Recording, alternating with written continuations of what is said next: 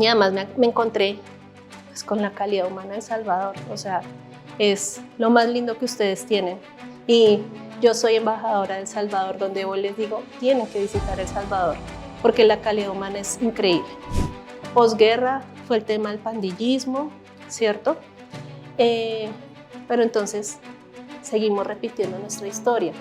Y aunque el salvadoreño no lo siento violento, porque ustedes son absolutamente dulces, cálidos, pero sí finalmente se repitieron muchas de las cosas que ya habían pasado.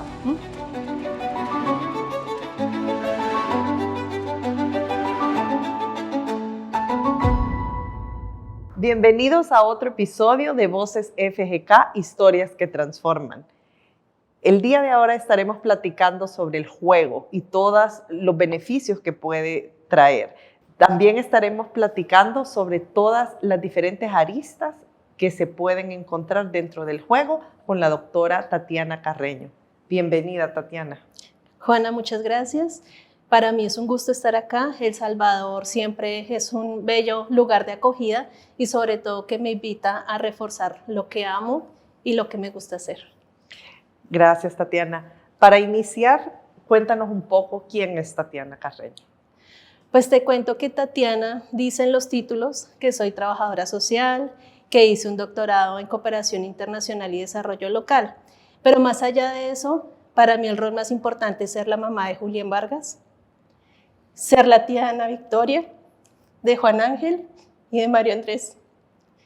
Siempre que hablo de ellos tres me conmuevo mucho, porque ellos son la razón para querer hacer un mejor Colombia y entregarle sobre todo a mis niños y a los niños de Colombia un mejor país.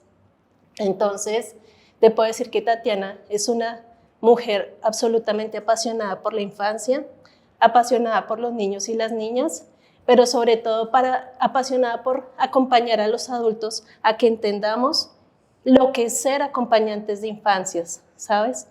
Ser acompañantes de infancias implica entender qué es ser niño y ser niña, pero sobre todo entenderlo a partir de mi propia experiencia y desde allí conectarnos con mi niño, mi niña interior para saber cómo acompañar mejor.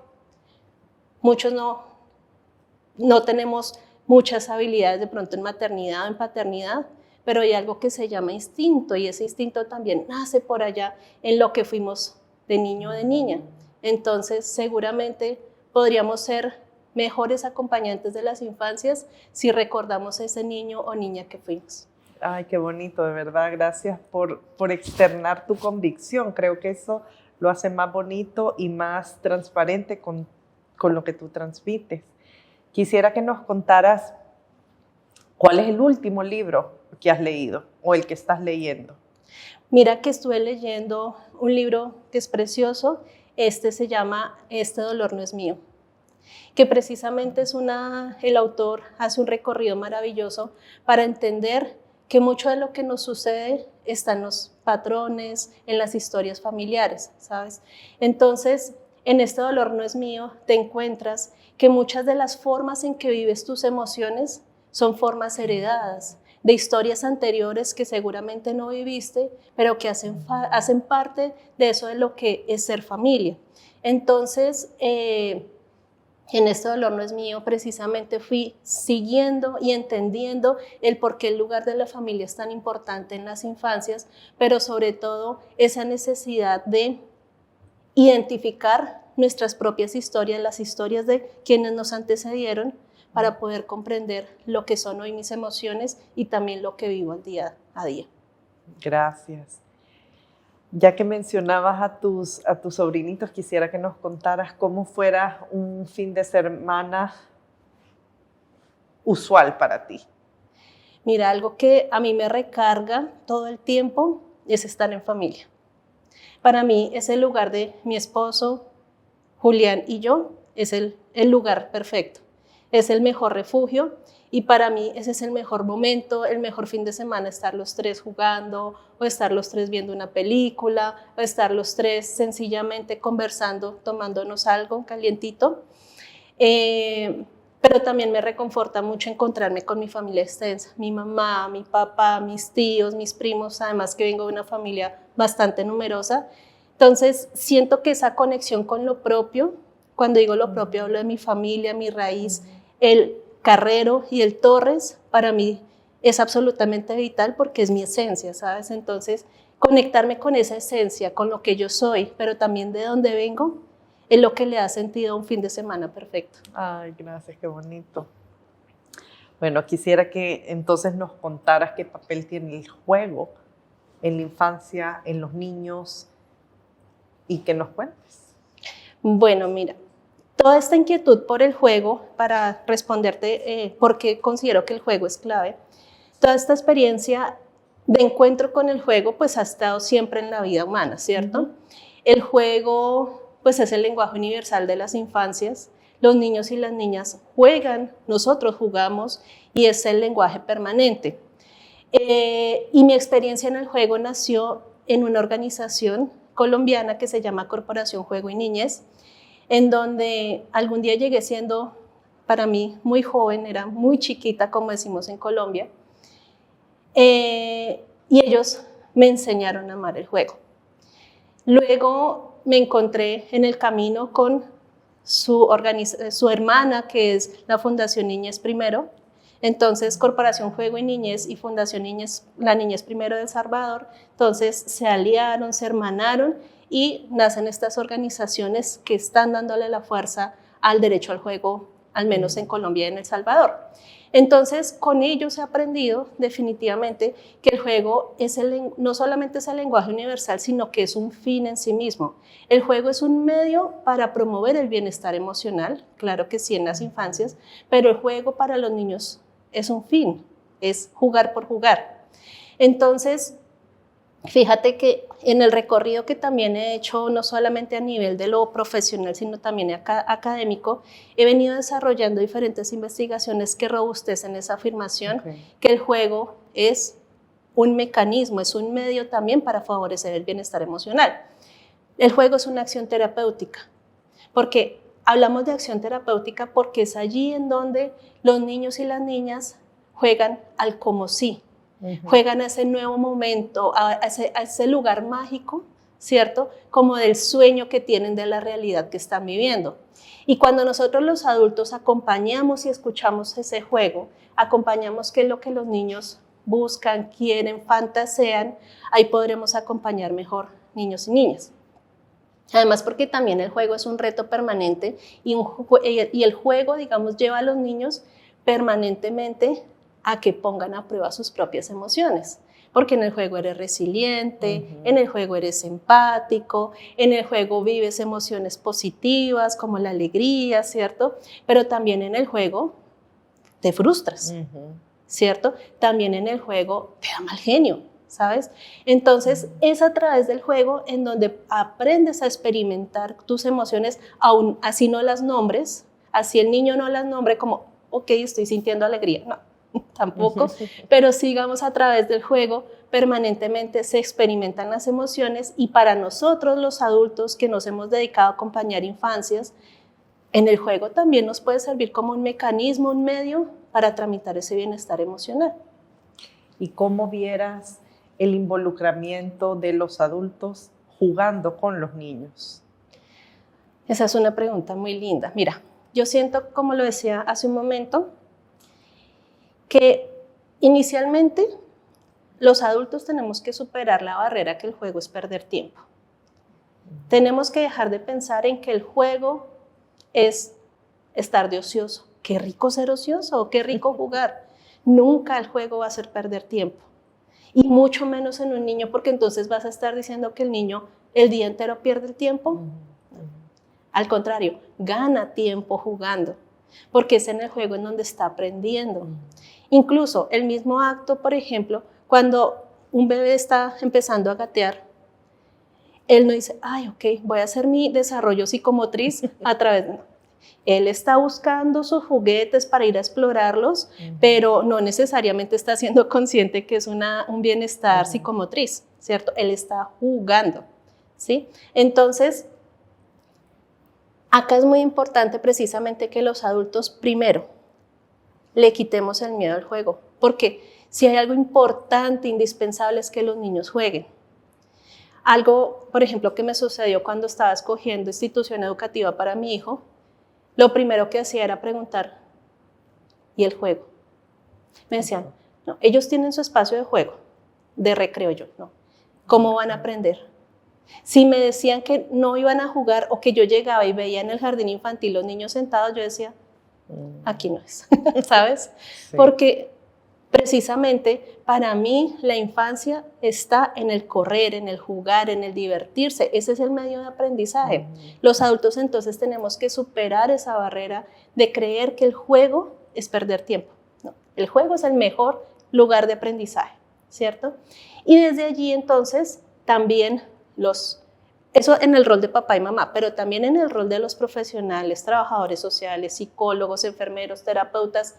Ojalá, si tenemos la oportunidad de trabajar con niños y niñas, que siempre sea el juego como medio, porque el juego es la mejor manera de encontrarnos con niños y niñas, ¿sabes? Entonces, aquí yo quisiera hacer una invitación, quienes somos adultos y acompañamos infancias desde el lugar que sea, tío, primo, vecino, profesional en salud, educador, lo que sea con juego. Cambiemos el lenguaje y la forma de encontrarnos con niños y niñas. Si tú esperas que en el colegio un niño en transición, creo que también está ese grado, en el kinder, aquí en El Salvador, si un niño en el kinder, tú le vas a decir a la profesora que le deje planas para rellenar y que por qué no tiene cuaderno, no es por ahí. Si tú en el kinder llegas y ves a los niños corriendo y están jugando y persiguiéndose, wow, ese sí es. Ay, gracias, qué buen consejo realmente.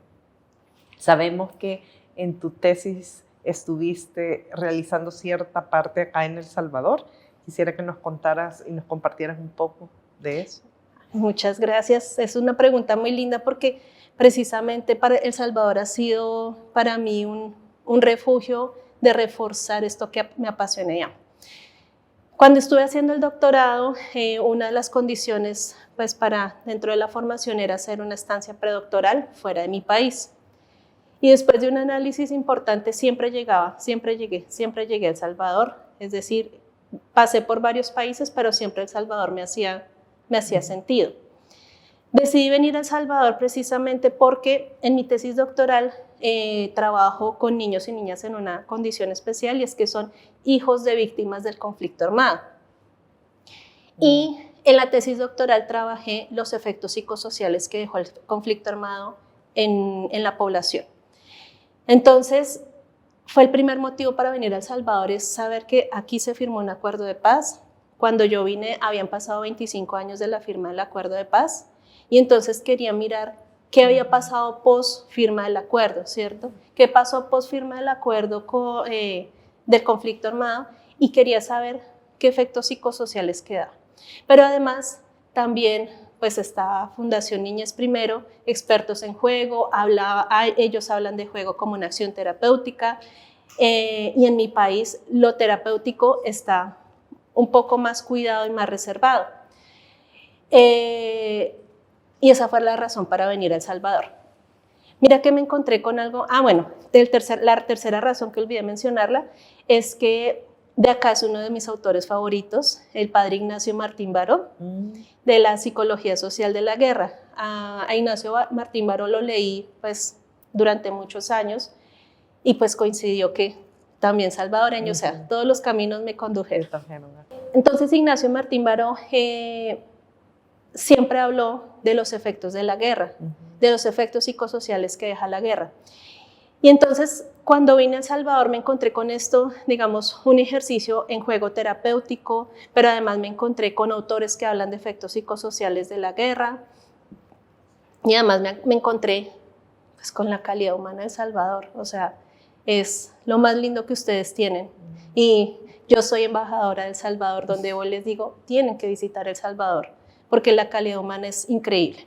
Entonces, todo esto me sirvió precisamente para formular un modelo de promoción de la resiliencia basada en el juego, y este es un modelo, lo denominé RARRE, Rayuela Resiliera.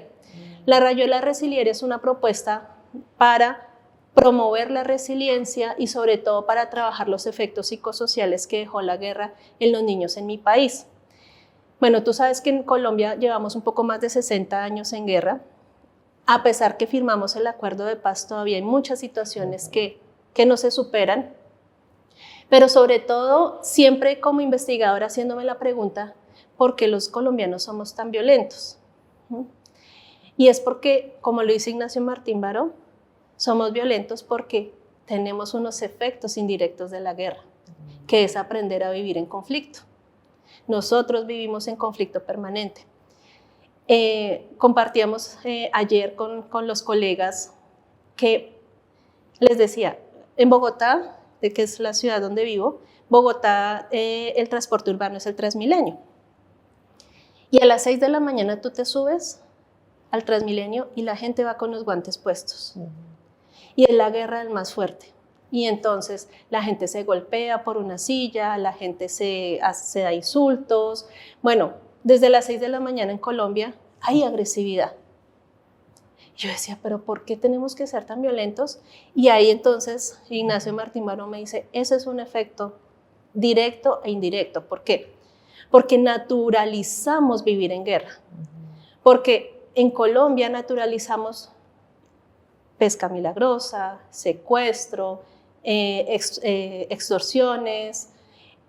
Ver eso en las noticias ya es normal, se vuelve paisaje, ¿sí?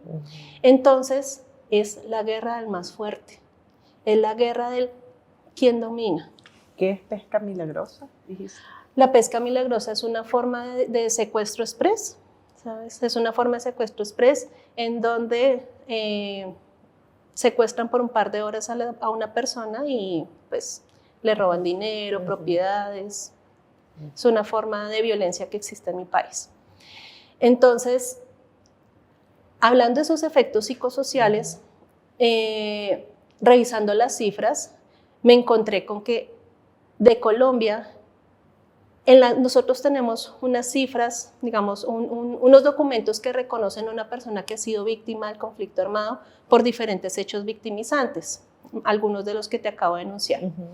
Entonces, es un documento que le entrega formalmente el Estado colombiano a una persona o una familia para reconocerla como víctima. En Colombia son aproximadamente 10 millones de personas que han sido reconocidas como víctimas y si uno revisa las cifras de esas 10 millones de personas, cerca de 2,5 millones fueron víctimas del conflicto armado cuando fueron niños. Entonces, si comparamos con las cifras reales, quiere decir que el 5% de la población colombiana fue niño o niña cuando estuvieron expuestos a la violencia del país. Ahí tú dices, la violencia es un aprendizaje social. Está instalado porque es que lo vivimos, o sea, algunos no vivíamos en las zonas rurales, vivíamos en la ciudad y bueno, podemos decir, no hemos vivido de manera directa el conflicto, pero lo vivimos a través de la televisión, a través de las noticias, a través del día a día. Otras personas lo vivieron de manera indirecta a través de fenómenos de desplazamiento, de homicidio, de persecución, otras tantas formas de violencia. Entonces, como te decía, la violencia se vuelve paisaje, la violencia se vuelve el ADN del colombiano y ahí ratifico lo que Ignacio Martín Baró me estaba enseñando. Pero adicional también encontré, volviéndome a la pregunta de por qué vine a El Salvador, y es que siempre que me entrevisté con personas que o estuvieron en la guerra o personas que la han vivido desde otro lugar, el salvadoreño me decía, no repitan los errores que nosotros cometimos. Y resulta que lo repetimos todos. Tan así que en el proceso de paz en Colombia, no solamente ese efecto que te digo de la violencia estructural, la violencia que está instalada en nuestras formas de relacionarnos, sino que adicionalmente a nivel de lo gubernamental no cumplimos con nada de los acuerdos, bueno, con alguna parte de los acuerdos, se incumplieron, eso que se pactó se ha incumplido y entonces ha hecho que pos firma el acuerdo de paz, otra vez se subieron las cifras de violencia en el país y volvemos a una Colombia de años atrás. Entonces, sí, yo sé que ustedes en El Salvador no volvieron a la guerra en sí misma que hubo atrás. Posguerra fue el tema del pandillismo, ¿cierto? Pero entonces seguimos repitiendo nuestra historia. Y aunque el salvadoreño no lo siento violento, porque ustedes son absolutamente dulces, cálidos, pero sí finalmente se repitieron muchas de las cosas que ya habían pasado. Entonces, con esto decirte que en El Salvador encontré muchas razones para escribir mi tesis doctoral, pero sobre todo encontré pasión por lo que me gusta hacer, y es jugar y trabajar para los niños y las niñas.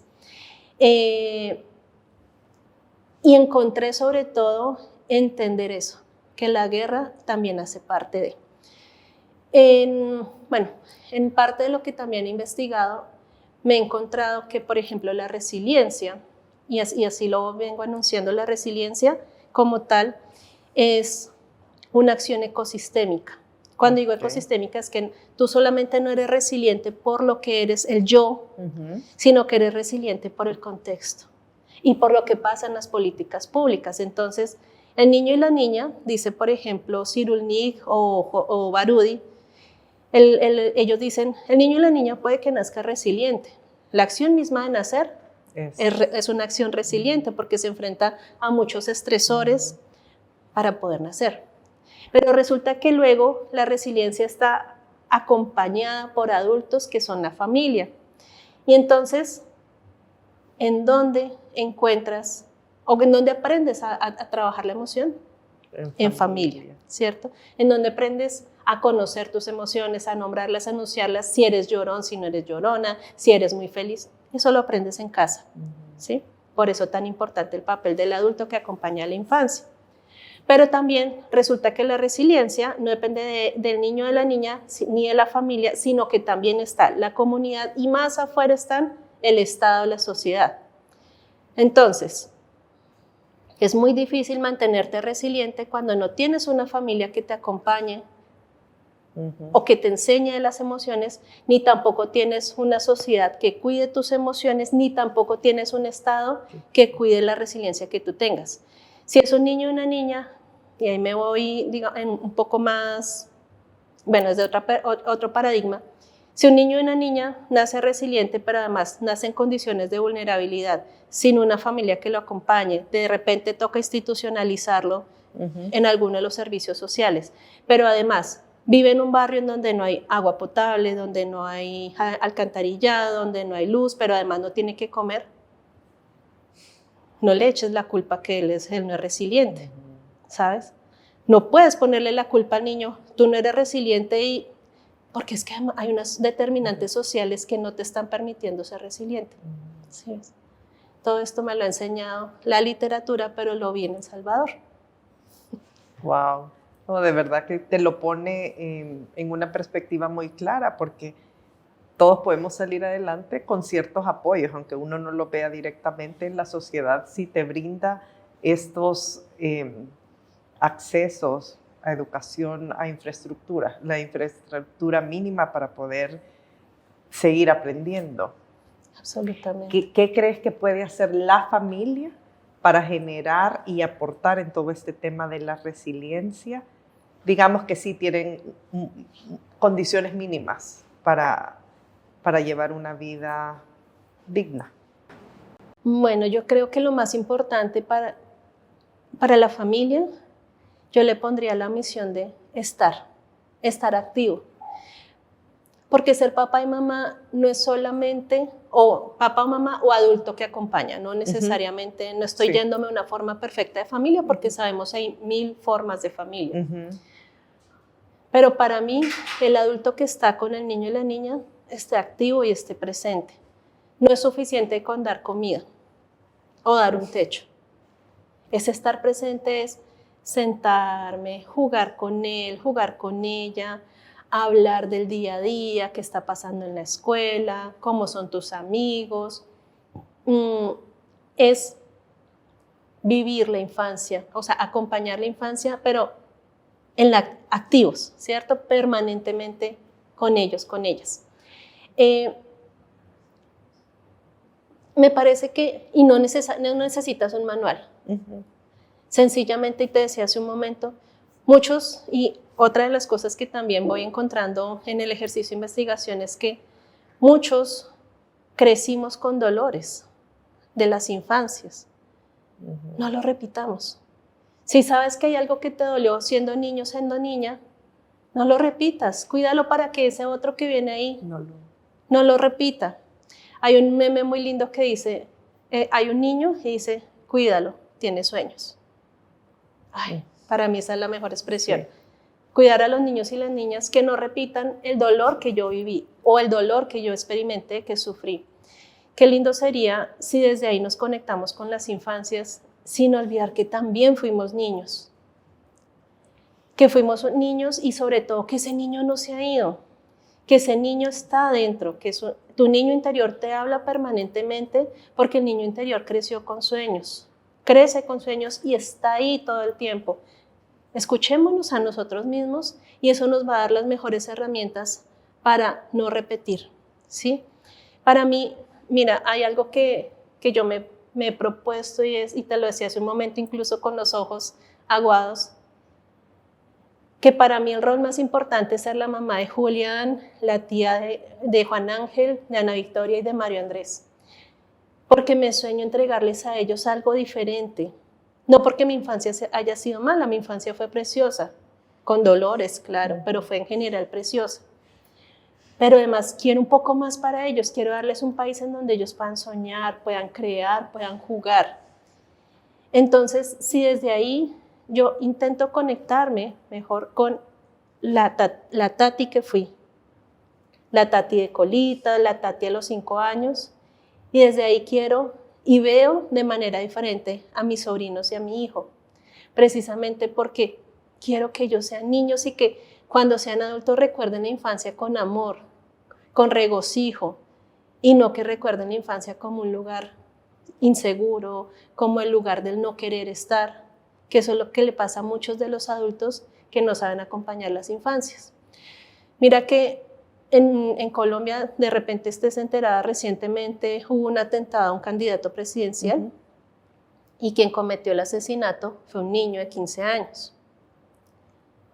Y cuando tú miras, el problema no fue que él haya disparado, sino qué pasó alrededor de su vida para que él cometiera eso, ¿sabes?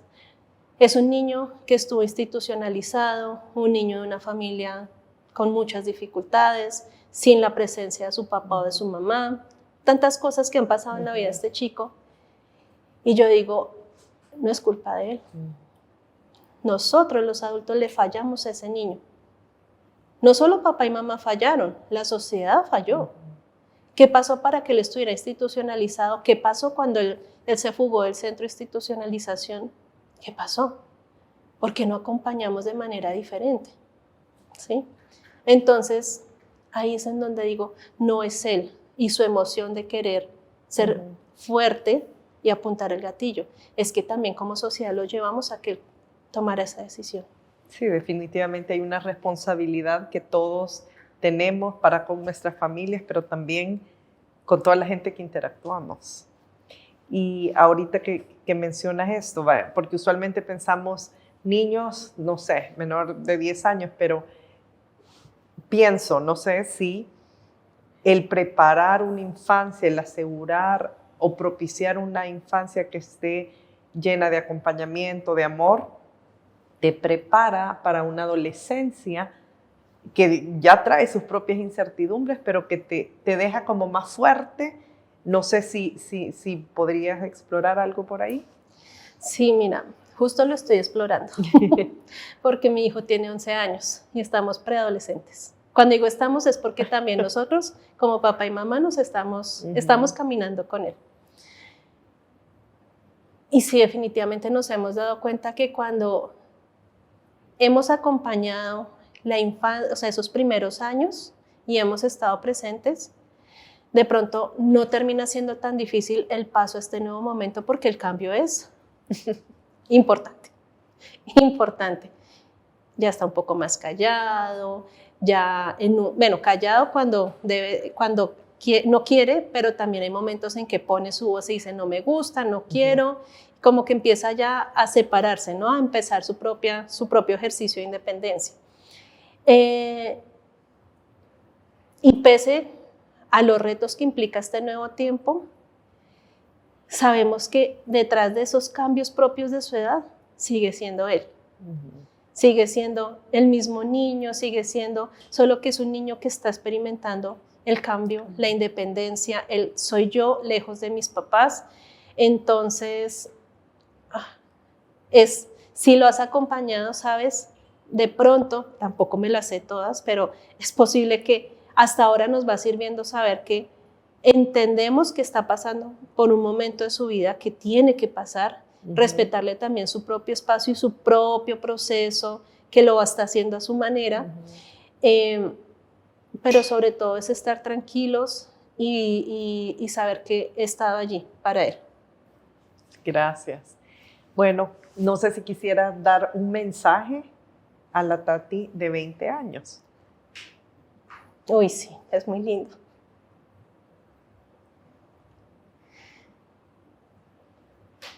No sé si has visto Legalmente Rubia. Sí. Cuando al final Reese Witherspoon dice, lo hice. Hoy me siento así, lo hice. La Tati de 20 años estaba terminando el pregrado, estaba recién siendo trabajadora social, con una cantidad de miedos por lo que venía. Sí. Y yo le diría a Tati, no tengas miedo. No tengas miedo, que la intuición te lleva a lograrlo.